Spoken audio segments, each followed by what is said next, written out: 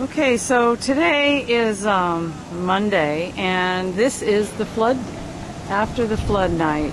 And so I'll take you through the door. First a little bit outside. So we're entering the shed, and this is the site. Refrigerator over on its back. Look at the mud. It's hard to really, I think, for you to grasp this. So we saw this first at 4:30 about 4:30 in the morning, and we were all giggles because it was so absurd. So that was a good thing that we were laughing. This is our kitchen. This is our kitchen. Just like you would see on television of a disaster area. And this is our furnace room. Oh, see those rubber boots? It's hard to really have you get a concept of the mud. There's the safe. Get an idea with Cheryl walking. Here is our living room. Unbelievable. So, this is what the mud looks like. That's our carpet. Yes, footsteps and the carpet. I made a planter for decoration. I was outside in this boot. And here is the boot. Inside the middle of the living room. Unbelievable. So this is about how far it went up on the wall. Is going into Gabby's room. That's how far it went up. Her bed. Now it's really nice that we didn't have to move Grammy out. This didn't happen when she was living here. This is how it collects. This creek that overflowed, and it was, of course, up and over the top all of our lawn last night. You can see the flooding across the road. And the neighbor, I don't know if you can see this, but the neighbor's driveway bridge gave way last night. They drove across our lawn to get out. He's down in the dirt. A little more of the kitchen. Unbelievable.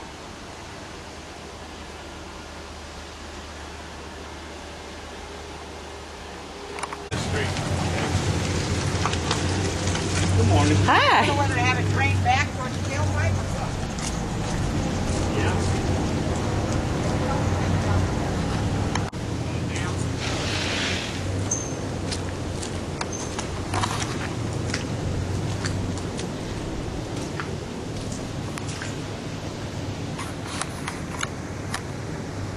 Here we have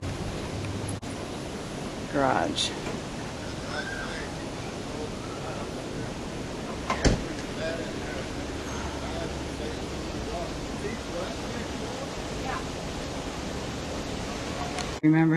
I don't know if I remember to show you the bathroom.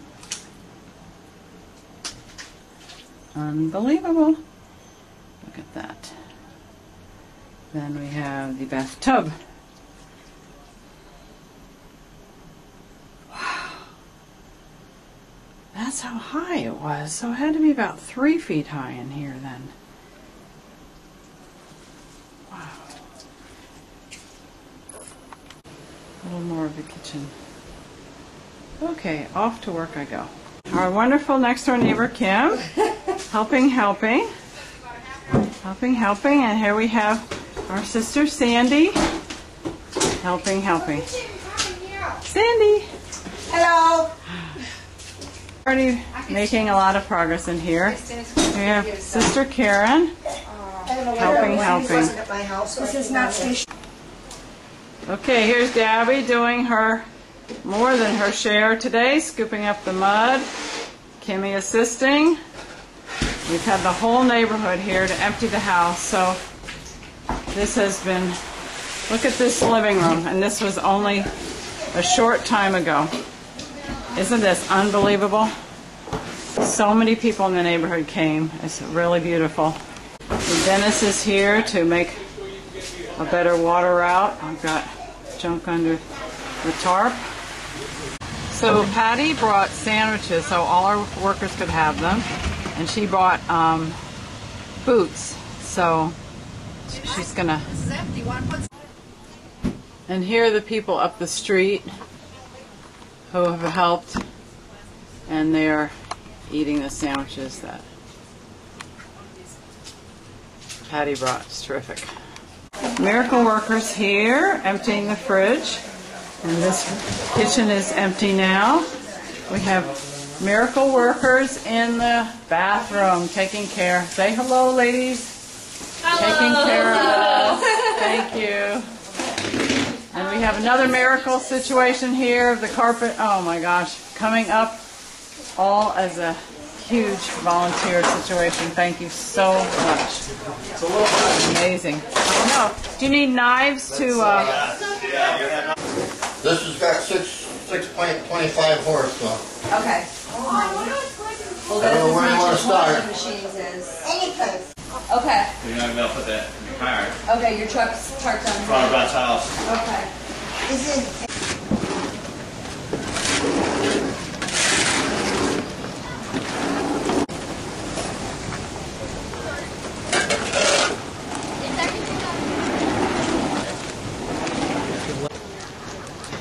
All miracle workers.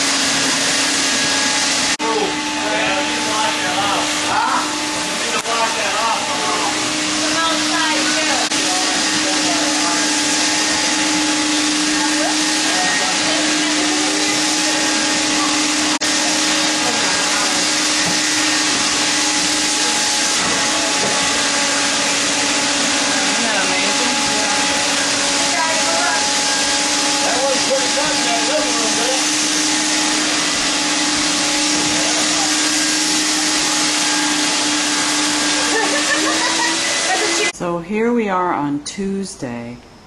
It's actually Wednesday morning, but by Tuesday night, this is the living room. It's just a miracle. People came and were here probably about 9 hours altogether. 40 some people probably, 30, 40. And so look at the contrast. This is the bedroom. So you saw the pictures at 3 a.m. and then by 9:30 that same day that this miracle has happened through the force of people helping people. You saw the kitchen at 3:30. Look at it. Look at that floor. I'll have to zoom in. What a contrast. So by 9 o'clock at night, this is what it looked like. Here is the furnace room, the bedroom that Gabby was born in. And here's the shed.